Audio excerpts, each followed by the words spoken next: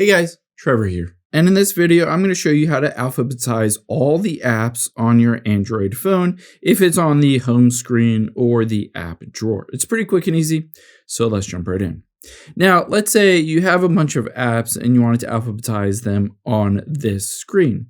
Of course, you can just press and hold and take your finger and move them around and basically put them in order that they would be alphabetized. This is the long and detailed and slow way to be able to do that, but there are two other ways that you can do it a bit more automated. The first thing is if you swipe up, you'll get into the app drawer and you'll be able to see all of the apps. But this isn't in alphabetical order. You can see Google is at the top and then contacts and settings. And then if I swipe over, here's X and Snapchat.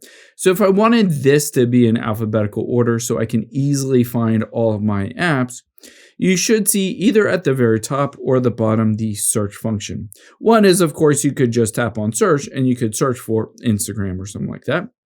Or another option, let's go back out of here, is to tap on those three dots at the bottom right. And here you can see is sort. I can tap on that and instead of custom order, I can go to alphabetical order.